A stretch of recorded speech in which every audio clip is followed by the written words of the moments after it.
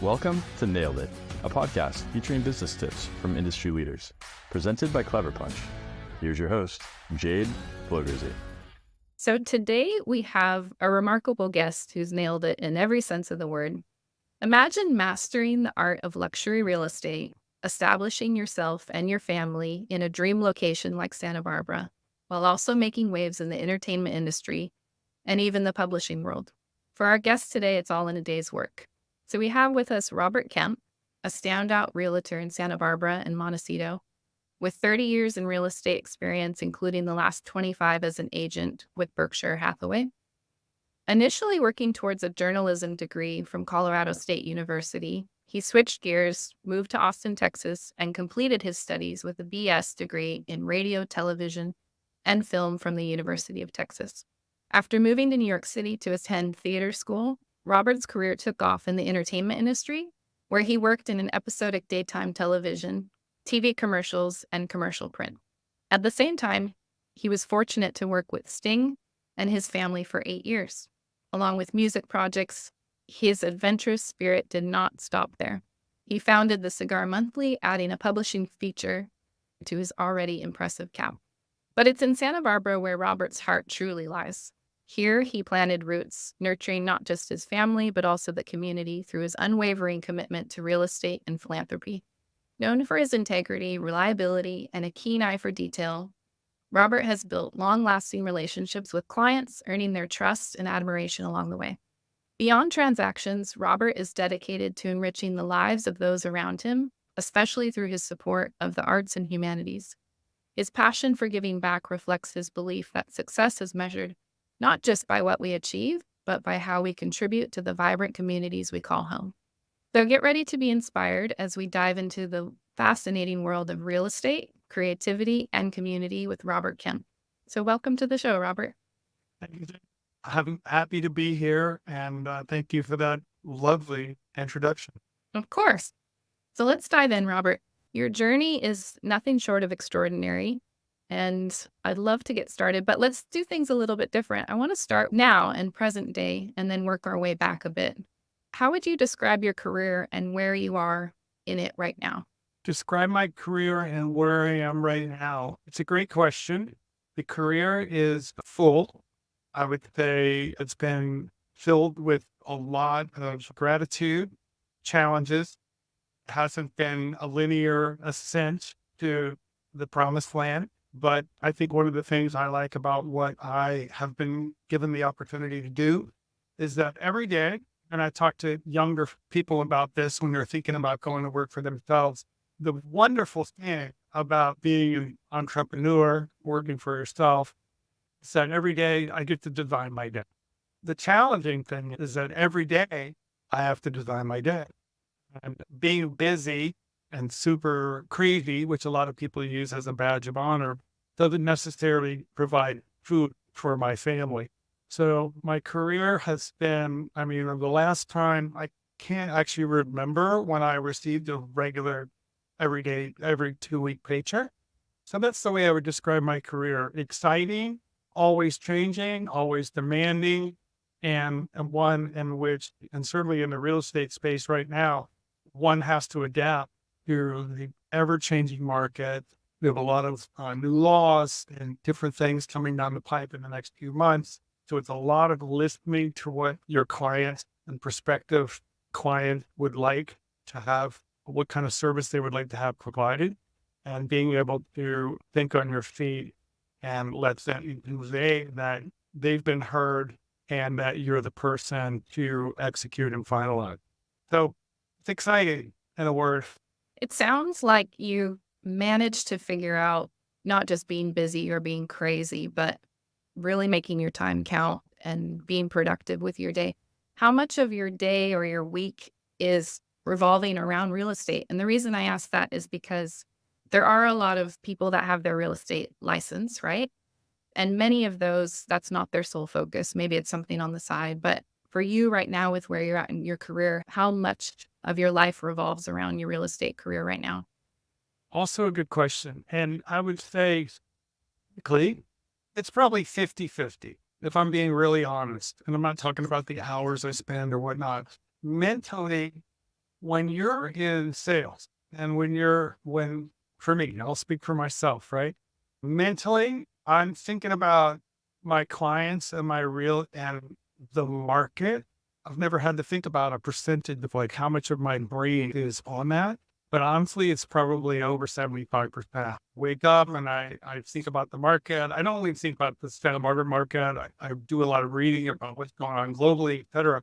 So there was a reason why I got into real estate 20 years ago, 27 years ago. It's because I'm really fascinated by what it does for our economy, what it does for the people who are first time buyers, and the whole thing about getting in and owning property, being able to establish a foothold in the marketplace, which can lead to a legacy thing for your family, et cetera, et cetera, et cetera.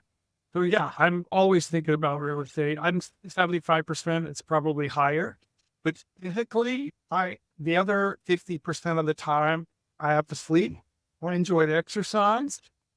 My son thinks that's recess right now. It's not recess right now. Lost my train of thought.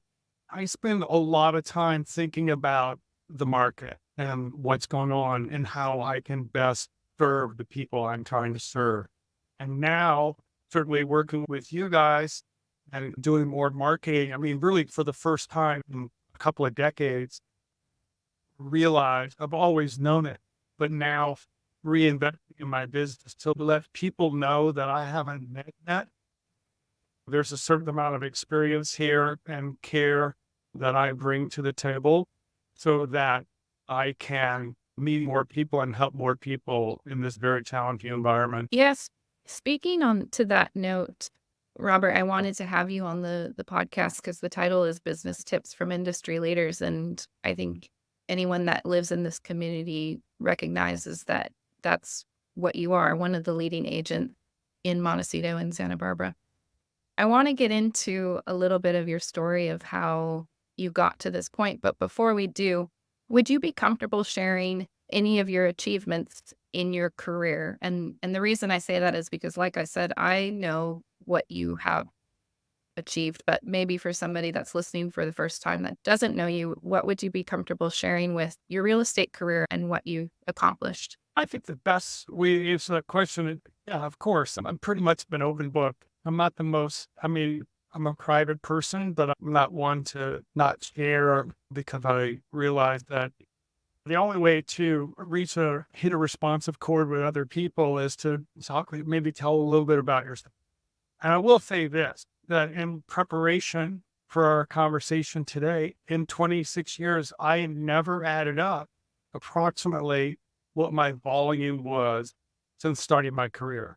And I only have records back to 01, and I was selling real estate in 98, 99, and 2000. So it's not exactly accurate, but it tells me and anybody who's listening to this, I'm never been real hung up on how much I'm selling. Yes, I like to say my kids like food with their meal. Yes, I like being paid for what I do and the expertise that I bring to the market. But I've always been more interested in like, who needs help? What kind of help do they need? Am I prepared? And am I the person to help them get what they want? And that's the way I've always approached my business. And I've been a part of a real estate network of agents, realtors around the country for 25 years. And we send referrals and receive referrals with each other every year. Every year I do maybe a deal or two deals because the people that refer me business that I've met through networking events around the country that we travel to, they know that if they refer me a deal, that it's going to be like them doing the deal because we're the same people. We're completely service relationship oriented and not transactionally motivated, because I've worked with sellers that wind up not selling their home and wind up renting it. And even honestly, in some cases, maybe years later, they choose another realtor, and hey, that's okay. I've also worked with buyers for 3, 4, 5 years that finally buy or don't buy. But when I receive a referral from someone, those agents know that I don't have a clock. I'm not like, if you don't buy by lunch, get out of my car. It's just a known thing. Like, you should call Robert Kemp because he's relationally motivated. He's going to listen to you. He's going to help you get what you want. So the long-winded answer is my achievements. I've helped probably over 100, what I added up last night, maybe over 150 families over the last 25, 26 years. And my average price point wasn't what it is today back then. I've had a couple of periods during this career where earlier I said it's not a hockey stick from one year to the next. I just got more and more. That hasn't been my career. Maybe some other people's career, and mazel tov, congratulations. But there have been gaps in my selling career where life was happening and wasn't selling a lot of real estate. A deal a year, two deals a year. And meanwhile, life is going on and things need to be attended to, like my own health, my kids' health, my wife, etc. As anybody who's listening to this knows, that it's not always everything you want all the time. Things happen. So there's people that have been doing this a lot less than me that have sold twice as much as me. But I am confident and comfortable in saying that the life that I've created and been blessed with is, I won't say it's would be the envy of other people, but I really like the life that I've been blessed with and have created and had a hand in shaping. And it hasn't all been predicated on sales volume. I appreciate in answering that question that you came to realize in looking back at your records that you've helped around 150 families. I think that just coming up with that as kind of an accomplishment shows where your focus is and shows where your motivation is. I'd love to hear more about the road to get here. You mentioned how it hasn't been linear and it hasn't always been easy. Tell us a little bit about the path of your career and maybe some bumps in the road that you experienced along the way. Well, it's interesting, and it's interesting to think back about what happened and how did that happen? And I don't get into the why so much because who knows? When I first moved to Montecito, was literally on my honeymoon to my children's mother in 1997. Visiting Montecito, going back to the home that we had been married at just only a few weeks before. And we called an agent that we had picked up a card for several weeks before. And what do? Let's call that agent. We have no money. Let's call a real estate agent. So we did. And the agent voicemail was forwarded to a broker in town. Call this person. I called them and we said, we have no money and we're on our honeymoon. We're just messing around. We lived in Santa Monica at the time. We hadn't even moved into where we were going to live together yet. And she said, it's fine. It's broker caravan. We can go see a lot of houses and with no appointment. We're like, great. We have no money. We're on our honeymoon. Bought a house that day in Montecito, California. All of our friends thought we were crazy. We sent our thank you notes for our presents for our wedding with a change of address and partially moved to Montecito. And I say that story in as short a frame as I can because what happened after that over the next year, when I was actually closing down the Cigar Monthly had a heyday at the time. I was still making some television commercials. The last commercial I made was in 1998. And so this was 97. And then by 98, we finally sort of moved here full time. We still had a place in Santa Monica and two different very powerful women in my life, my mother and a woman whose home I had been married at in Montecito, both said to me, unsolicited from each other, you should look at real estate. You're not a hotelier, you're not in hospitality, you're not a doctor, you're not a lawyer, you're not going to teach surfing lesson. What are you going to do in Santa Barbara?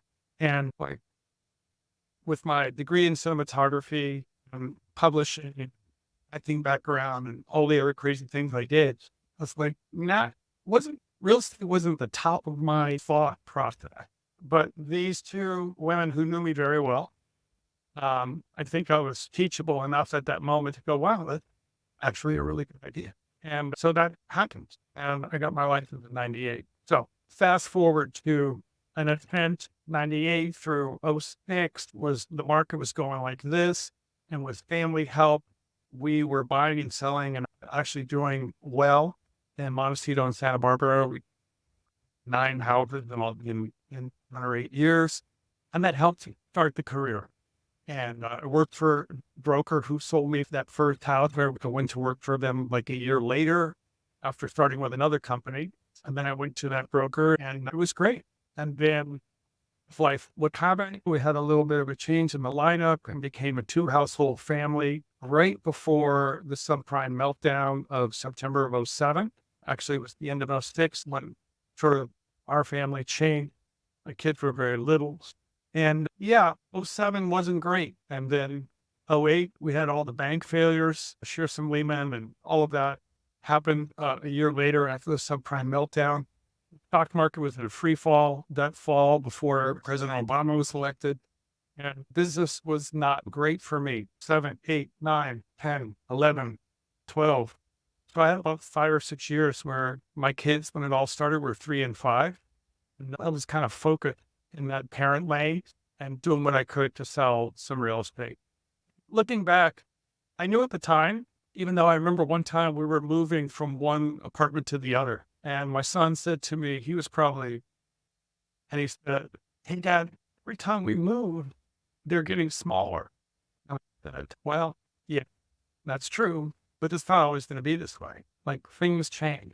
You watch, things will change." And they did. Market improved. I got a side job, which was a miracle in and of itself because it actually righted the ship. Bills were being paid, and there's more to the story. There's eviction, there's car repo, there's living in a garage. There's a lot there. But I remember at the time, my niece told me in the last 3 months, she said to me after her dad had passed away and we were spending some time together 3 or 4 months ago. And she said, "I know my dad never told you this, but she said, I remember once he told me," and this was back then, 2010, 2011. She goes, "Justine is her name." And my brother said to her, he goes, "It's crazy. He's living in a garage with his kid."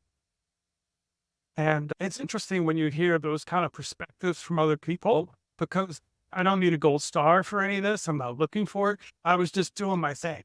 And day to day, I live one day at a time as it is because I've been sober for a very long time. So it's just part of my DNA. And I was like, but I do remember at the time, 2009, 10, 11, when it wasn't so good, that my kid and I were very tight and they never missed a meal. We never slept outside. And I remember thinking, we're going to look back at this time with great credit. And don't you know, now that I live in a fabulous house with a view of Tahiti, it's true. I'm no happier today than I was then. Am I more at peace?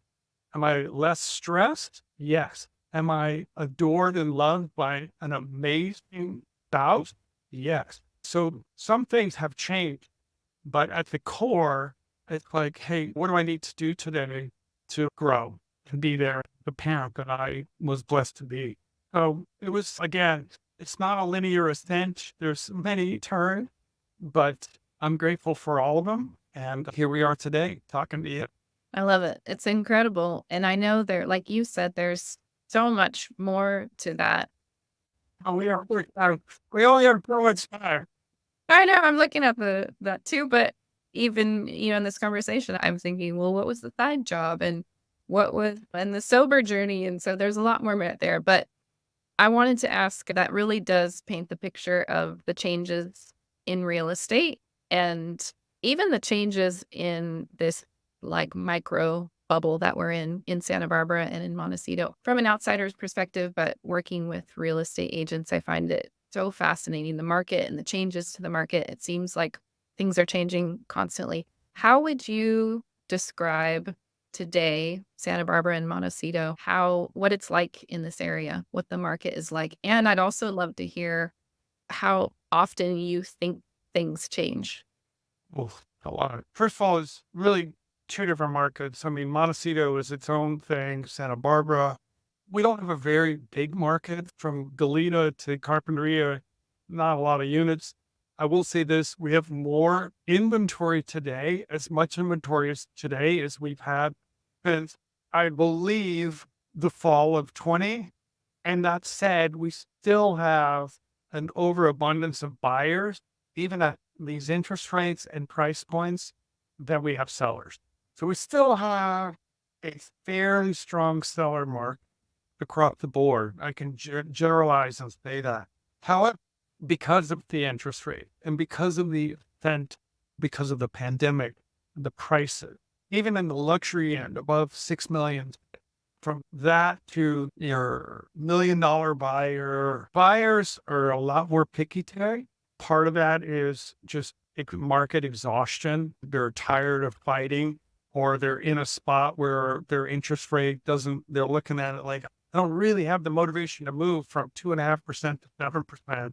Although we as professionals say, look, you marry the house and you date the interest rate, because if you can see that this is what you need to do for your family, whether you're moving up or down, it's always a stretch. It's always expensive, but the interest rate is going to come back down. The Fed met yesterday and it didn't come down, but it'll probably come down a little bit in September. But I don't want to get off track. The market is strong because of lack of inventory. However, buyers are a little beat up. They're much more particular, and we're seeing the days on market. And I wish I had that statistic for you. I don't right now, but the days on market is definitely increasing. Now, I'll give you a great example though. However, I listed 2 homes on the same day a month ago. One was half the square footage as the other. One was 1,225 square feet. The other one's almost 2,300 square feet. $100,000 difference in price. And don't you know, the 88-year-old Spanish of 1,225 square feet had multiple offers and went into escrow within 2 weeks. And the other one, which I think is an amazing value, price per square foot, because it's twice as many square feet for $102,000 more. We've had many showings and no offers. So location, you might want to write that down. We all know that to be true. So when homes come on that are well located and well priced, gone. If you miss it as a real estate agent, I tell all my clients this, it's like, I want you to get as much money as you possibly can for your house. But listing too high at this point is a mistake. Listing it on the rivet or just under, there's lots of buyers for it, and it will go to where it needs to be. We're not going to have 10 offers, and we're not going to have what we had in the pandemic, but we still have a very strong seller's market. But you have to be, as a seller, you have to be fair, because buyers know. They're myopically looking at maybe $100,000 or a $500,000 swing in their price points, and they walk into a house and know immediately, overpriced, well priced. I mean, they know, because it's all they do. With all the apps and websites we have now that ping people morning to night, many times buyers will call you, I found my house. Can we go see this house? And I just got listed and I haven't even woken up yet. And then you're like, yeah, sure, let's go discover it together. So buyers are very sharp, and they usually, I'm not saying they always know what they want, but they're pretty good at ascertaining what value is. So again, challenging market. This is the time right now for real estate agents to put on their most professional hat and really be on point with what's going on in the market, what's available, what's coming down the pipe with the new laws, which I don't even know we're going to get into that. I can't speak too much of it in terms of commission fees, but this is a great time to be very professional as a realtor. With buyers becoming so much more savvy, and like you said, having sometimes maybe it feels like they have almost as much information as you do, or they know sooner than you do.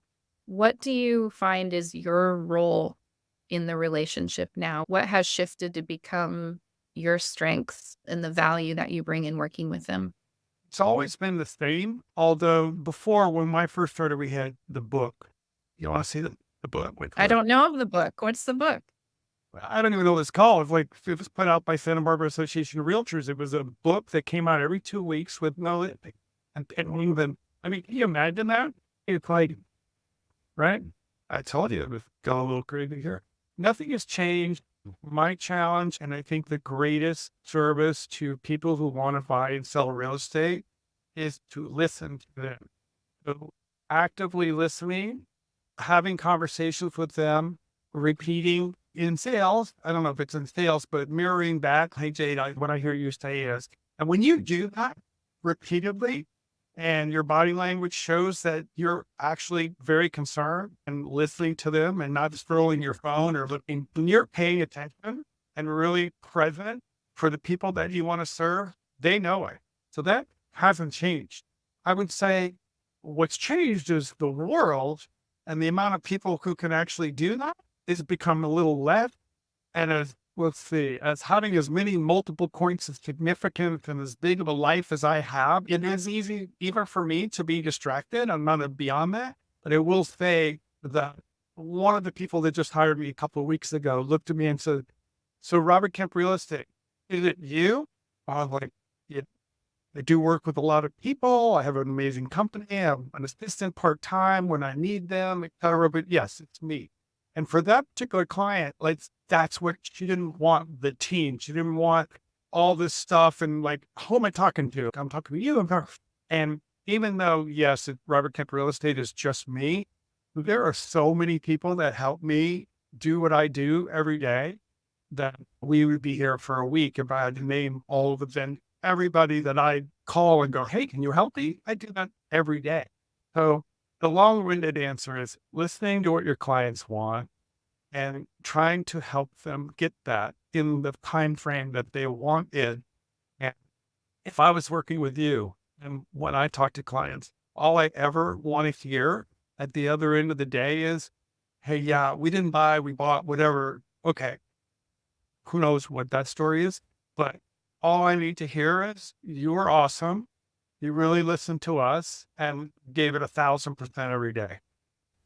I mean, that's the testimony I want to show up. And that's the testimony that I'm imploring all other realtors to shoot for, because collectively, if we're all really very present and accounted for and working hard for our clients and not for ourselves, I'm never confused about whose name is on the mortgage. Our professional pedigree and reputation will grow. That's my hope. I love it. Well, I appreciate your time and hearing your story. I think the points that we touched on, of course, we could talk so much more about, but just hearing what your journey's been like to get here, where your focus is, truly why you do this as a career, why you help people, what you're motivated by.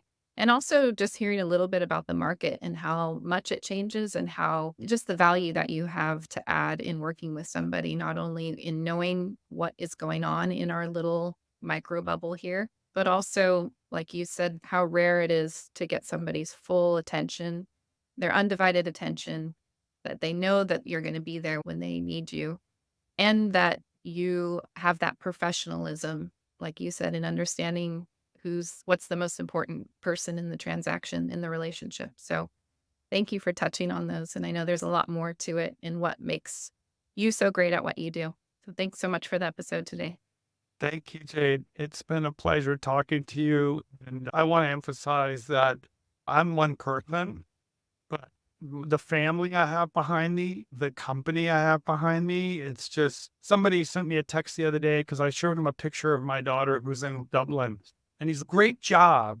You should be so proud as a dad." And my gut reaction was, I had so much help along the way. Like, I haven't done anything by myself. So I'd like to stress that. And for people who are thinking about buying or selling real estate in this community, pick somebody that is certain that it's not about themselves. It's about the client and what that professional can bring to the table to get you what you want. I certainly have been the beneficiary of surrounding myself with amazing people, yourself included, by the way. And I'm excited about the journey ahead. Awesome. Me too. Thanks so much. Thank you. Thank you for listening to this episode of Nailed It, business tips from industry leaders, brought to you by Clever Punch. Nailed It is all about connecting with people, building relationships, and helping each other. If you're interested in connecting with any of the guests on our episodes, you can find their contact info in our show notes or on the podcast page at cleverpunchco.com.